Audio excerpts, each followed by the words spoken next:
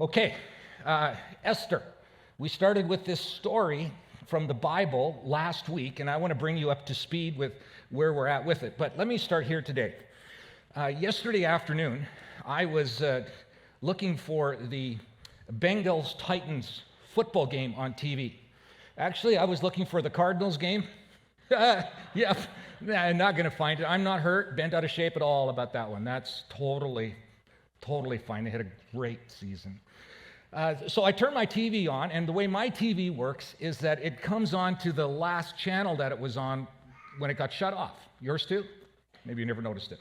Well, what my TV turns on to is I'm on ABC, and there's a show called What Will You Do? Or What Would You Do? I had never heard of this show before. Have you heard of it? Yeah. It's been on like 15, 16 seasons. I didn't know. But the whole premise of the thing is they take some actors and they put them into a real life situation with unsuspecting people around them to watch what they do. And they do controversial things. They have conversations you really shouldn't have in public. They do things you shouldn't do in public. And the whole idea is, what is the reaction of the unsuspecting people? What will they do when they see this happening? Interesting show. One of the examples was they had what's the name of the person that does the toes puts the paint on the toes and stuff? Nobody knows? A what? Nail technician. Okay, I just call it somebody who takes money from my wife to paint her toes. That's what I call the person, right? Well, this person is doing the toes of one of her customers, but they're both actors. They know what's going on. This is a setup. Beside them in the two chairs are unsuspecting people who have just come in to have their nails done. Here's the conversation. Woman is doing the toes of her customer. Customer picks up the phone and starts to have a conversation that is shockingly racist. The person doing her toes is from another country, from another ethnicity, and she's talking about her as if she can't understand English. And she is saying terrible things about this person. The whole idea is, what are these two unsuspecting people going to do? What would you do if you heard that going on? Is somebody going to jump in? Is somebody going to say something? Is it all just going to be okay? What would you do? Interesting idea, right? The one that really caught my attention was a college student, a female student, is sitting at a bar, evidently a bar close to a university campus someplace, and two young men walk in and they take the chairs right beside her. She and the two guys are actors. And they strike up a conversation with her, and eventually they ask whether or not they can buy her a beverage. She resists, first of all, and then finally reluctantly says, yes, okay. They bring her the beverage, and then she excuses herself to go to the bathroom. Then, in full view of other patrons in the bar, one of the guys opens a packet and pours it into her drink. You know what's going on, right? Now the question is, what are the people around the bar who see this? What are they going to do? What would you do? That's the show. What would you do? Well, it's interesting. Some of them just sit there, horrified looks, and do nothing. Some of them step in and go, oh, guys, dude, like, you can't do that. That's not cool. One guy sees it happening, gets up from his seat, and stands right between the two guys and dials 911. Tells the police this is what's going on. Goes over to the door, takes his jacket off, and ties his jacket across the door so they can't leave. What would you do? What would you do? Well, why do I bring that up? Because we're looking at a young lady who faces a situation in her life that she has to make a decision. And we all face decisions from time to time. Some of them are kind of inconsequential and they don't feel very weighty. And then other times they mean a little bit more, and we're not sure how exactly to decide because we don't know the outcome and what's going to be best. And then sometimes we face what feels like life and death decisions. There's so much on the line. Do we invest that heavily? What is the medical diagnosis and what's the treatment, and do I do that? Large decisions that have huge implications. Well, Esther, this woman that we've been thinking together for last week and today, faces a decision in her life that's really consequential. It's risky. She doesn't know how it's going to turn out. And so we've been trying to go to school on her and through the scriptures to think through, how do we make decisions? What part does God play in the decision making? Is it early on? Is it partway through? Is it never? Like, how does he fit into this? And we've been learning from her experience. So, if you're just catching up today and you weren't here last week and you don't know the story of Esther, good for you. That's fantastic. Because I just stopped the story last week without telling what her decision was. And you don't know, right? None of us know in the room. Yeah, probably most of us do. But we're going to go back there. So what's the story? Well, I'll take you back 2,500 years from today, 500 years or so before Jesus comes on the scene. And the nation of Israel, God's chosen people who he called out and said, you are going to be a blessing to the world. The world's going to watch you, how you and I interact, me as your God, you as my serving, loving children. And they're going to so admire what they see us do together, they're all going to want me as their God. That was the plan. And it didn't always work out that way. Because like us, there are times where they've drifted from God, wandered from God, wanted to do their own thing, didn't want to do what God had for them, even though it was best, and they did their own thing. And that, like you and me, anytime that we do that, it leaves us incredibly vulnerable to make decisions that aren't all that good and helpful. And so they do that. And in their vulnerability, they become really easy prey for nations around them that have diabolical plans to take them out. And they do. They invade their country. And over the course of a couple of hundred years, they expel all the people of Israel into far-off lands like Iraq and Iran, what we call them today. And so here you have the nation of Israel subjugated to foreign powers. Where we pick the story up is the Persians are now in charge. They're the superpower of the day. And the third-generation leader, a guy by the name of Xerxes, is in charge. Now, he's an autocratic, thin-egoed, maniacal kind of guy. And that's who's in charge of the country. Well, as we pick up the story, he decides he's going to throw a national party, and he does that, and he invites everybody from all the 127 provinces, along with he invites his wife Vashti, who doesn't want to be objectified, says no to the invitation, and that ticks off Xerxes. So much so that in kind of an intoxicated stupor, he passes a law saying, she's no longer my wife, I'm divorcing her, and I don't ever want to be with her again. Well, that never really works out all that well. Really, it doesn't. If you're considering it, maybe think again. So it doesn't work well for Xerxes. At some point along the way, he becomes this lonesome guy who wants to have female companionship, maybe remembers the good times with Vashti, and now he doesn't have anybody, and he's alone, and he's lonely. And his assistant says, well, just invent The Bachelor. ABC will use it down the road. It'll be a great plan for them, but we can start it here. Maybe we'll get royalties on it as they develop. And so he does the first Bachelor thing where he brings a bunch of women together, puts them through some spa treatments, and ultimately picks one. And who is it? It's the main character of our story. It's Esther, Hadassah. She has lost her parents, but her cousin Mordecai, a little older than her, takes her in, cares for her, raises her. And when the edict goes out that every city-state is to send a woman to this bachelor pageant, guess who gets picked? Esther. It's not a story without her getting picked. And so she does. And so she goes, and wouldn't you know it? She's the one that Xerxes picks to be the best, to be the one. She gets the final rose, and she becomes the queen, becomes Xerxes' wife. And we love those stories. Like, impoverished pauper becomes princess and queen. Those are really cool, except there's a bit of a problem. And it's this, two things. One is she's Jewish, and she's in a country that doesn't favor Jews. Remember, they're exiled, and they're kind of at the bottom of the social, economic pecking order. And oftentimes in places where they're abused and not well taken care of, and you're in that group. You're considered in that group, and that's a bit of a problem. The second thing is this: a guy by the name of Haman comes to power. He becomes second in command in the country, and guess what? He's a vicious anti-Semite. He hates Jews, like generationally hates Jews. Hundreds and hundreds of years earlier, his family taught him to hate the Jews, and so this is what he does. And then he sees his opportunity to get rid of the Jews because he's now got authority. He's got power. And so he cons Xerxes, I think he conned him, into sending this edict across all the country that on a certain day, 11 months in the future, all the Jews are to be killed, wiped out. And Haman's intent on doing this. He's going to do it for sure. Well, remember Mordecai? He hears about it as well. And he's greatly disturbed because he's Jewish. And he thinks, well, what can I do? What can I possibly do? And he gets this idea. You know what I'm going to do? I am going to picket in front of the palace. He puts on what they refer to as sackcloth and ashes, and he wails in front. It's like, in our contemporary era, it's like picketing in front of the White House with Jewish Lives Matter. It's that kind of a thing, right?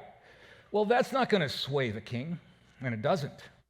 So he does the second thing. He gets a copy of the edict, and he thinks, Esther, that's our last shot. I'm going to get her the edict. She'll read it. She'll go right into Xerxes, and she'll straighten him out and tell him what is happening because he probably doesn't know. And so this is what Mordecai does. He sends this off to Esther, and Esther goes, hold on just a second. There might be a problem here. This is what we read. All the king's officials and people of the royal provinces know that for any man or woman who approaches the king in the inner court without being summoned, the king has but one law. Apparently, he passed this law, that they be put to death unless the king extends the gold scepter to them and spares their lives. If I call you, I want you. If I don't call you, don't come. If you do, it's bad news for you. But here's Esther's second problem. But 30 days have passed since I was called to go to the king. I don't know what the status of our relationship is. Like, he's not a husband that's exactly faithful, and the harem is filled with other options. What if he just got tired with me? He hasn't called me in 30 days. Maybe somebody else has attracted his attention. And by the way, remember with Vashti, what happened to her, his first wife. She didn't obey him, and she got her in trouble. And, well, I think there's a high risk here. Particularly not popular if I go into the king and I tell him I don't like how he's doing kingly duties. Right? It's a problem. Well, yeah, it is. There's a risk here. What is Esther going to do? What would you do? What would you do at that point? Well, this is what we see happens next. When Esther's words were reported to Mordecai, where she's hesitant, he sent back this message. Do not think that because you are in the king's house, you alone of all Jews will escape. For if you remain silent at this time, relief and deliverance for the Jews will come from another place, will arise from another place, but you and your families, you and your father's family will perish. So what Mordecai is saying, Esther, hold on just a second. And this is what we looked at last week. Where are you starting in your decision-making process here, Esther? Start with God. He made some promises. He said he would bless the Israelites. He said that he would bless the whole world through them, that he would, if they were faithful to him, he would always be faithful to them, and he would prosper them, and he would providentially care for him. Esther, start there. God's faithful. God cares for you. God's made some promises. Don't add him down the road when you've tried everything else. Start with him. Go to him first of all. And that was the thought last week. Where does God fit in the decision-making process?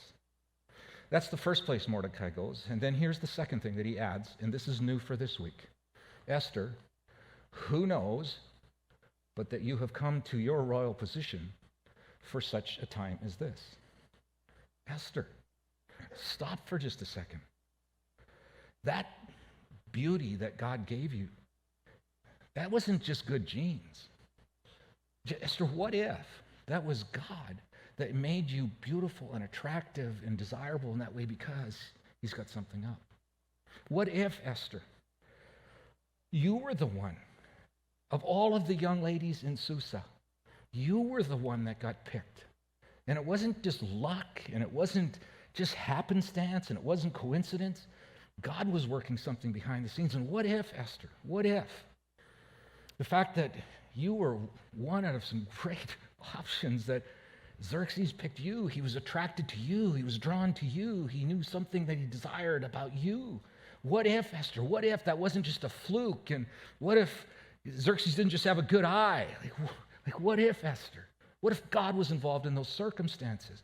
Stop before you make your decision. Look back over your life, Esther. Look back and ask the question, God, is there a chance that the things that you have lined up, the disappointments, the failures, the education, the experience, the knowledge, the relationships, all of that stuff, didn't just happen. It wasn't just luck, good luck, bad luck. It wasn't just circumstances. It wasn't coincidence.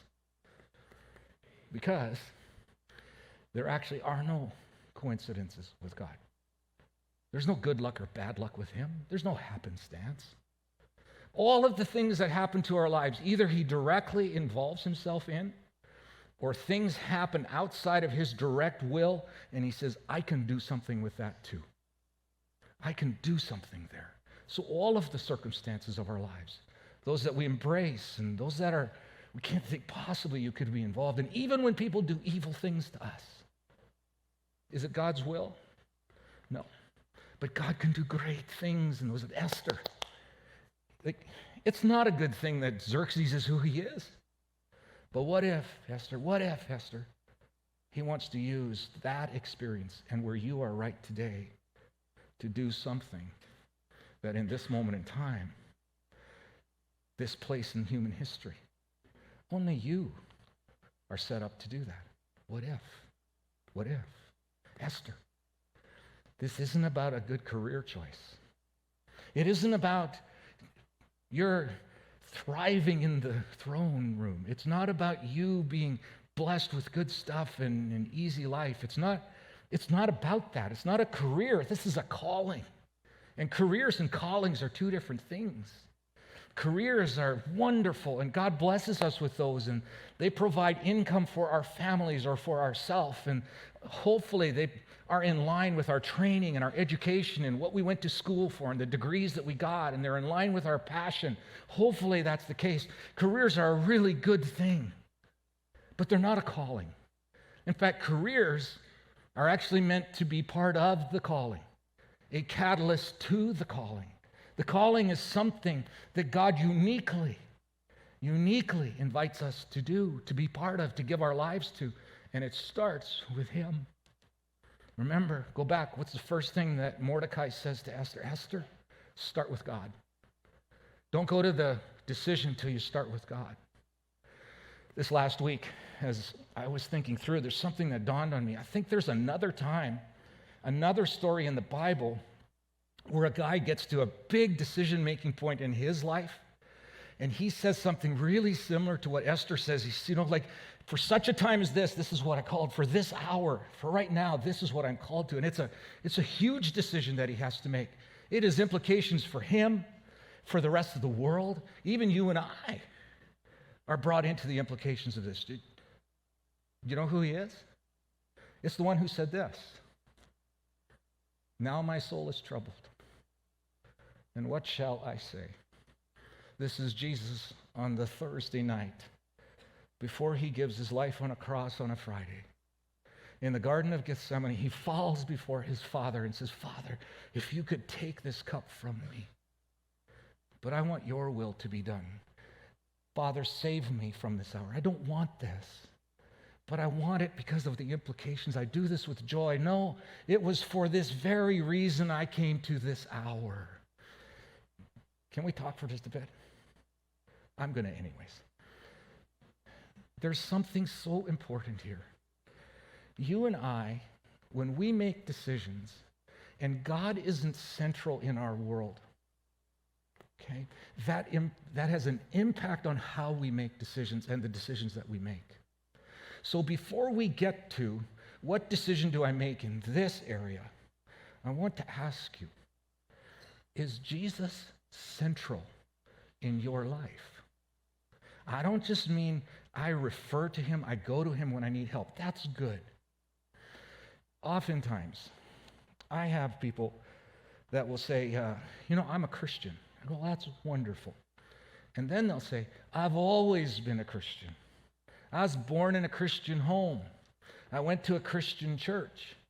And they have this idea because they were born in the right place, or they believe something about God, or they involve God in their life, that's what makes them a Christian. And it doesn't. You and I aren't born Christians. It's a choice we make. It's a decision we make. It is the decision of all of life. So why would one make that decision? Well, Paul in his goodness, the Apostle Paul, first century church leader, writes to a group of people in Rome who were asking that same question. I don't get what it means to be a Christian. And he tries to explain to them. Along the way, he tells them this. He says, every single human being has sinned, has fallen short of God's holiness. Every human being has sinned and walked away. Everyone, all of us. And then something happens. We might not think of it in those kinds of terms that we've done that, but anytime that you and I do something contrary to what God has stated in his will, it starts inside of us. It doesn't start with an action. It starts with, God, I'm going to do it myself. And when that happens, bad things happen. The first time it happened, back in the garden, death came into this world. Disease, conflict, violence, evil entered the world in a moment's time because of how serious that break is. And all of us have experienced that. All of us fall short of his glory.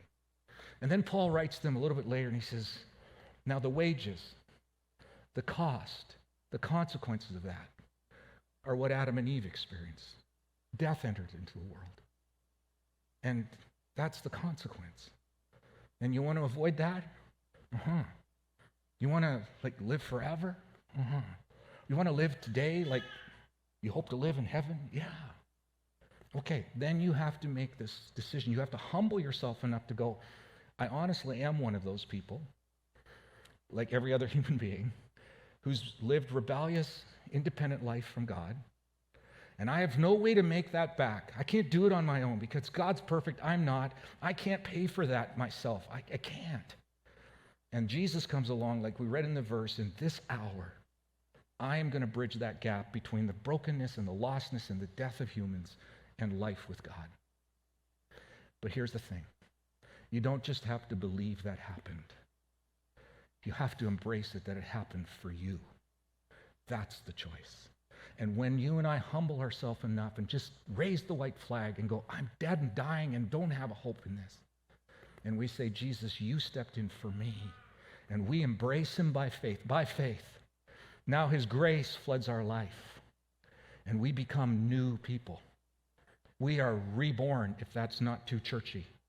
You see, you can't just become a Christian by living. You have to be reborn. And that's what the first choice is. And when that happens, Jesus makes promises like this. I have come to give you life, and life to the very full. I have come to give my spirit, that was the power that raised me from death to life, to place that inside of you, so that in the moment you live life with him, and you consult and you confer, and he convicts of sin, of righteousness, and how much it all matters, and he does every moment of life with you. Now you can make decisions differently because he's on board.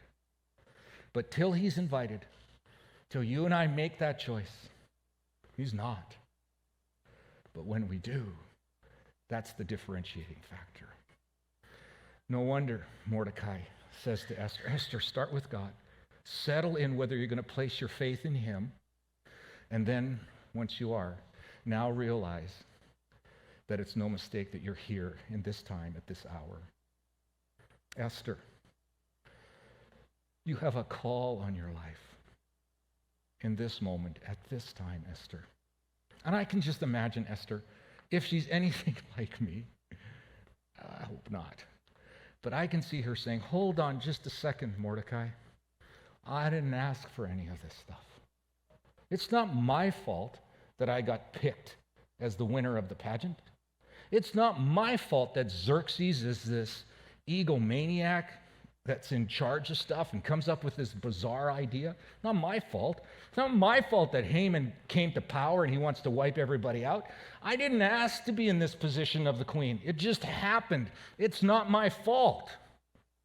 To which I can hear Mordecai saying, you're right. It's not your fault. But Esther, it's your time. It's your time. It isn't your fault.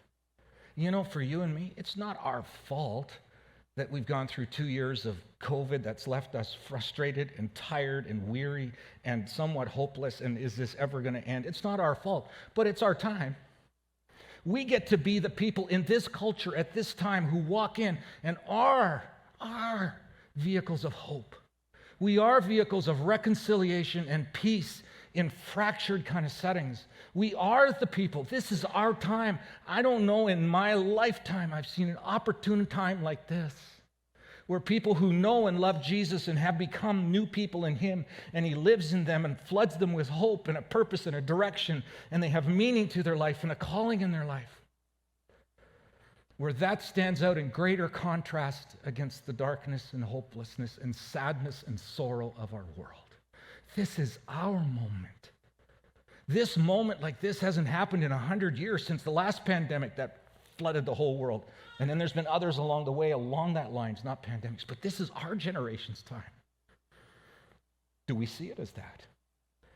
Are we going to the King and going, okay, I'm in this work situation. I didn't ask for that boss, not my fault. I'm in this marriage. Didn't ask for her. It's not my fault she's like that. It's not my fault. It's not my fault, yeah. But it's your time.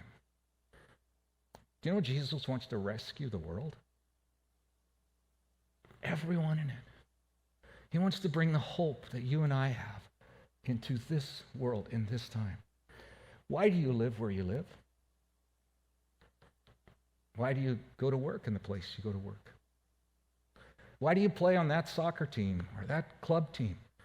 Why did you pick the major you picked? Why did you pick the school that you go to? Why? Why are you in the life group you're in? Why? For such a time as this. For this time. For this season. And the King of the universe wants to do grand things through you and I in this world. He wants to reveal himself to this world. Do you believe that? Do you think that that's a calling that he has given you and me? I'm absolutely convinced of it. This is our time. This is our moment. This is our generation. Let's make it count for the King. Now Jesus, one who came into this world, who didn't think it was too much to look ahead to the moment in a garden where your life was literally going to be taken, or you would give it is a better way to say it, within hours of that moment, wrestling with it, and then realizing, no, I've come for this hour. Jesus, would you stir and move within us? Maybe what we need to ask you for in our lives is a Mordecai, somebody who loves us but tells us the straight truth, somebody who comes alongside and says, put your eyes on Jesus. Do your marriage like that. Do your romantic relationship like he would. Do your job, your work, your education. Do that. Like, would you bring those Mordecais to us? And for those of us that have those, thank you for that. And then, Jesus, would you help us divinely to settle who you are for us?